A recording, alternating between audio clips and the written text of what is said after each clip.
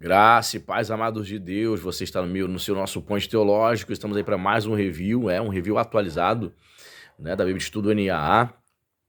Sim, na minha opinião, continua ainda sendo a melhor Bíblia de estudo do Brasil, sem dúvida, e eu vou comentar aqui ao longo desse review o porquê ainda acho isto. E para você que não me conhece, sou o pastor Anderson Porto, estamos aqui nas internet da vida, compartilhando conhecimento. Se você ainda não é inscrito no canal, se inscreva, ative o sininho da notificação, tá certo? Compartilha, dê o like. Sugiro você dar uma olhadinha na nossa playlist, temos muita coisa boa, várias videoaulas, teologia para iniciantes, teologia paulina, teologia pentecostal, né? Temos muita coisa boa lá, dá uma conferida, assista os nossos vídeos e compartilhe para ajudar a engajar, em crescer este canal.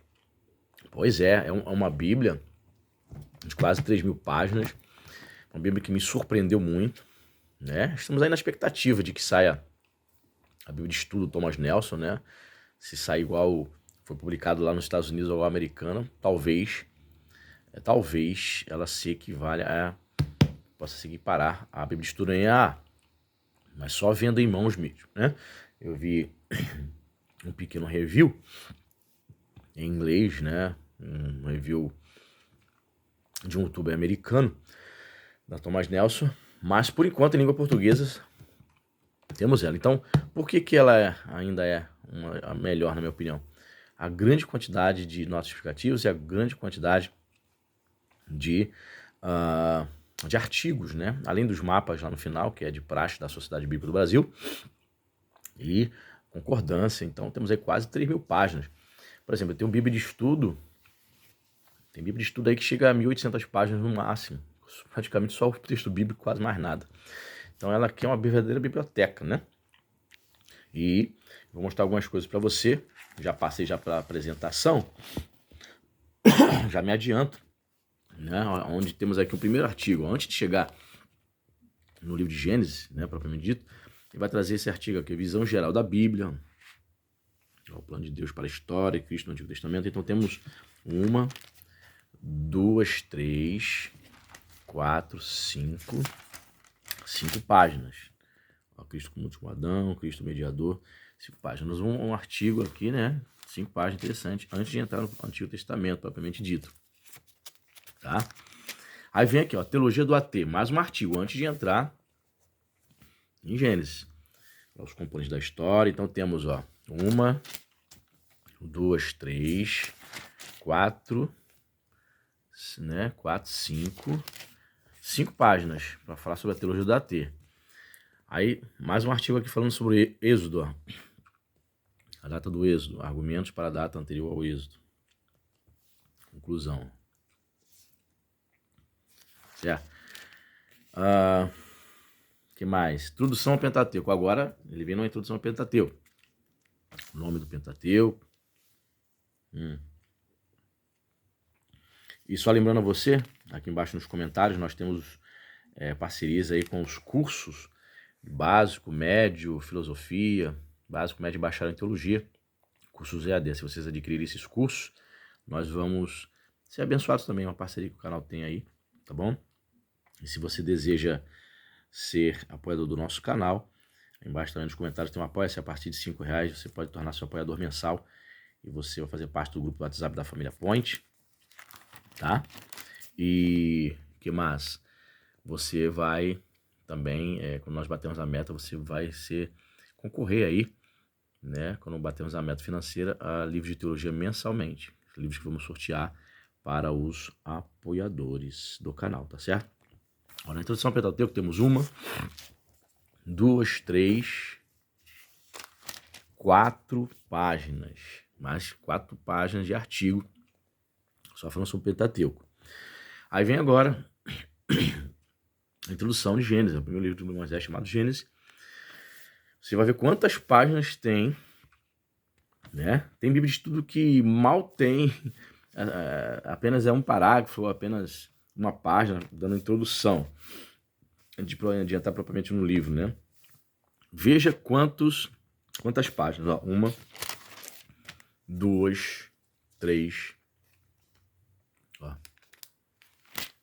4, 5, 6, ó, 7, 8, ó, leitura de Gênesis século 21, 8, 9, 10, aí vem o esboço, 11 páginas, gente, 11, 12, né? Vou fechar aqui o esboço. Aí agora vem Gênesis, aí você vai ver, olha só, o texto bíblico, do jeito que eu gosto, em 2 colunas. Não gosto do texto bíblico corrido assim, como algumas bíblias têm publicado. Fico embaralhado toda a minha mente. Pois é. Prefiro assim, dividido. Olha só, olha os comentários das notas. Quantas notas, ó. Olha lá, vou dar um trecho aqui. O livro de Gênesis se inicia com uma descrição majestosa de como Deus criou os céus e a terra. Em seguida, como ele dispôs a terra de modo que ela pudesse se tornar a sua morada, estruturado em 7 partes, cada uma marcada com frases fixas ou muito similares. Todo episódio exprime a imagem de Deus Todo-Poderoso e Transcendente, que define tudo com habilidade perfeita, em conformidade com a sua infinita vontade. A ênfase está principalmente em como Deus organiza ou elabora tudo.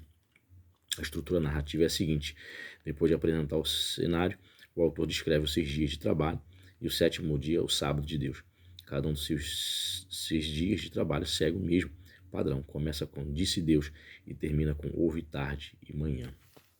Olha, muita coisa, gente. Ó.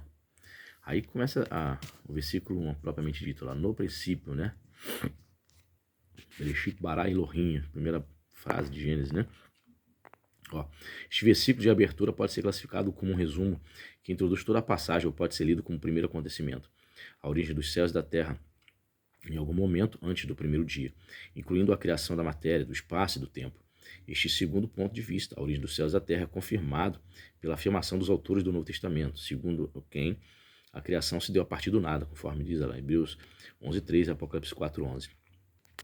Deus criou bara Elohim. Ó. Embora a palavra hebraica para Deus, Elohim, tenha sua forma no plural, possivelmente para expressar majestade, o verbo criar está flexionado no singular, indicando que Deus é classificado como um ser. O livro de Gênesis é consequentemente monoteísta na sua perspectiva, em contraste marcante com outros relatos antigos do Oriente Próximo sobre a criação. Há somente um Deus. O verbo hebraico bara, criar, é sempre usado no AT, tendo Deus como sujeito, mesmo não sendo sempre utilizado para descrever a criação a partir do nada. Reforça a soberania e o poder de Deus. Então, as notas são abundantes, né? Gênesis 1 ainda. O capítulo 2, texto bíblico. Olha só quantas notas. Além de ter esses mapinhas, né? Lá, o Jardim do Éden. Certo? Aí você pode parar o vídeo aí para ler mais umas notas explicativas, tá? Gênesis 3, ó. Muita coisa. Muita coisa, muita coisa. E aí, eu separei aqui o período intertestamentário, né? Antes de entrar no Novo Testamento propriamente dito, ó. Então temos mais artigos, ó. Então, vamos contar os manuscritos do Mar Morto, todo aquele período ali que precedeu o nascimento de Jesus, né? Ó, 1, 2, 3, 4, 5. 5 páginas para falar sobre o período intertestamentário. Então isso é importante para as pessoas que estão começando na fé, para saber aí qual foi o contexto político, religioso, social, né, que precedeu o nascimento de Jesus, a vinda de Jesus. Fora aí essas cronologias aqui, ó, esses esqueminhas aí, ó. Muita coisa, ó. Olha.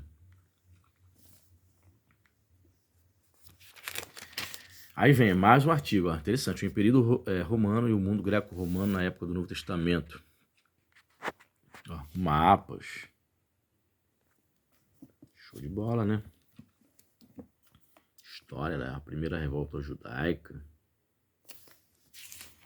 Ó, então 1, 2, 3, 4. 4 páginas. 5, 6. Olha.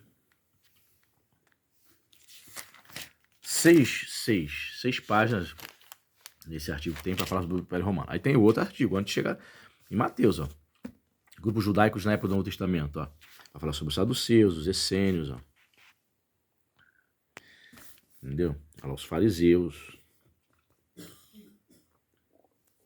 Então temos 1, 2, 3 páginas para falar sobre esses grupos. Então a pessoa entra no Novo Testamento com uma pequena base, né?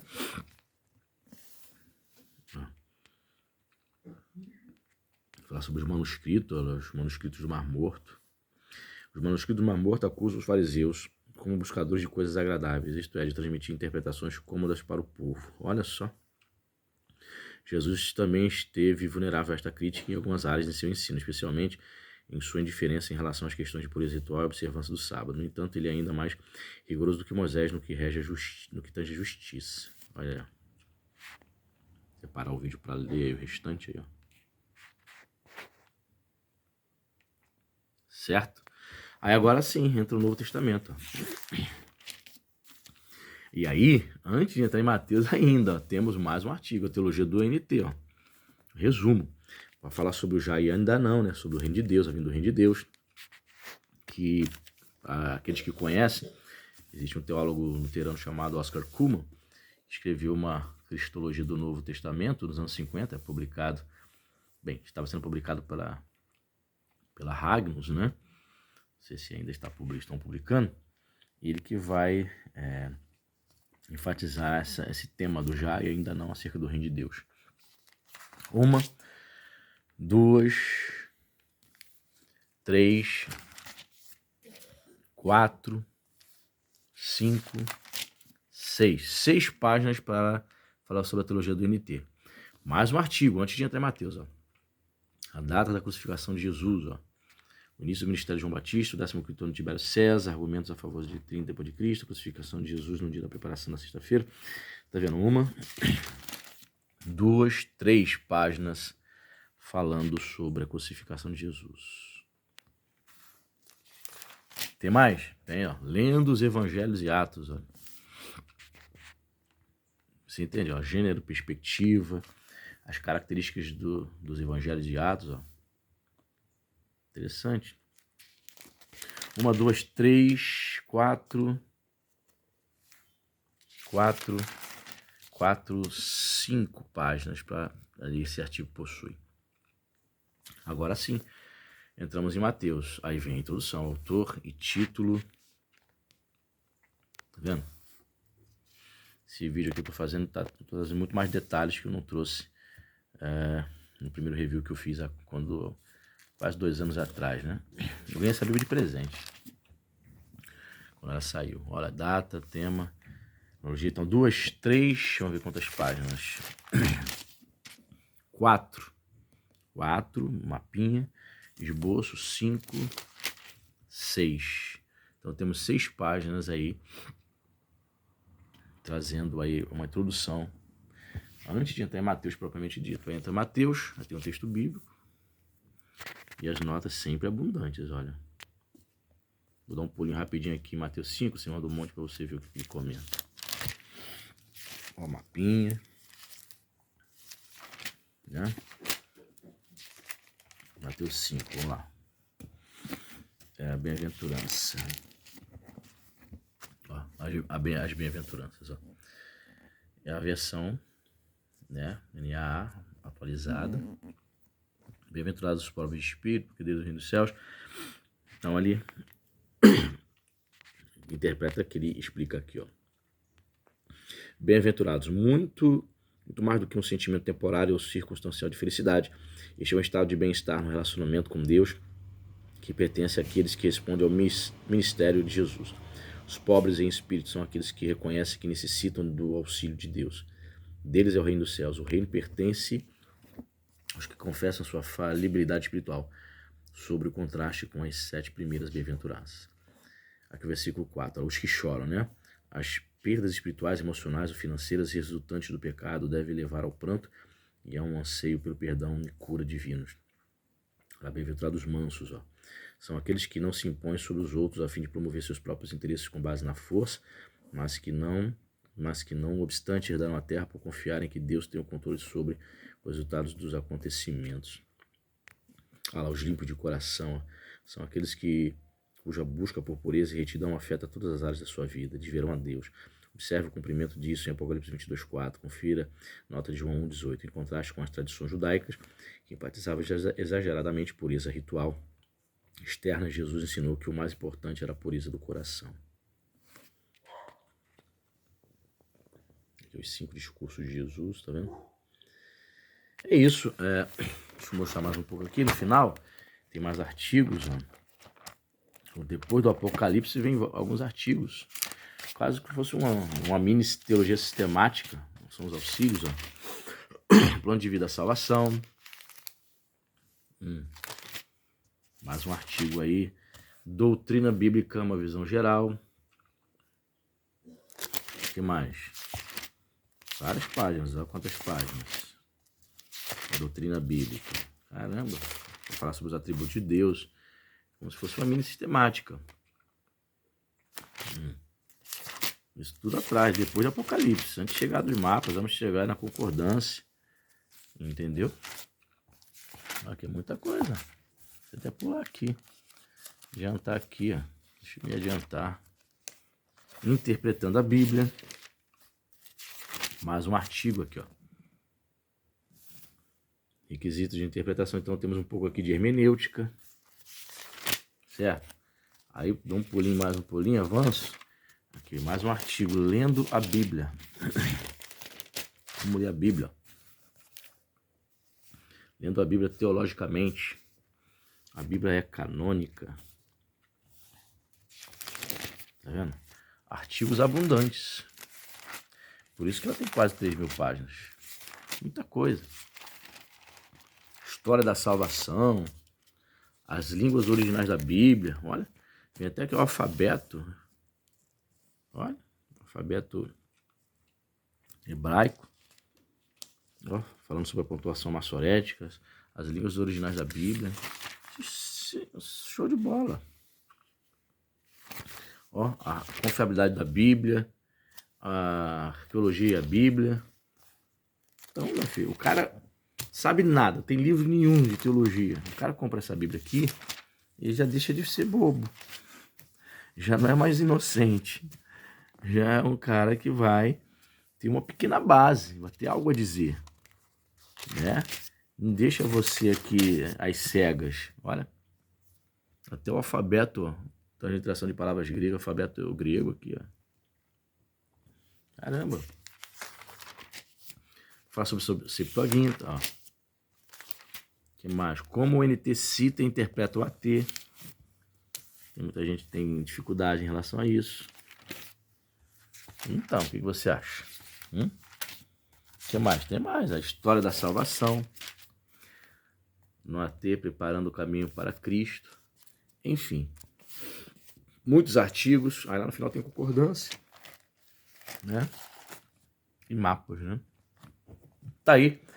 Sim, na minha opinião, termino por aqui para esse vídeo não ficar muito longo. Na minha opinião, a Bíblia de Estudo NAA ainda é a Bíblia número 1. Bíblia de Estudo número 1 no Brasil. Não desmerecendo as outras, porque as outras eu também tenho. Mas essa aí, em termos de conteúdo, notas explicativas, a quantidade de artigos. Pois é, diz aí para mim a sua opinião. Diz aí o que você acha, se você concorda comigo ou não. Deixe seu like, comente. Deus abençoe e até a próxima.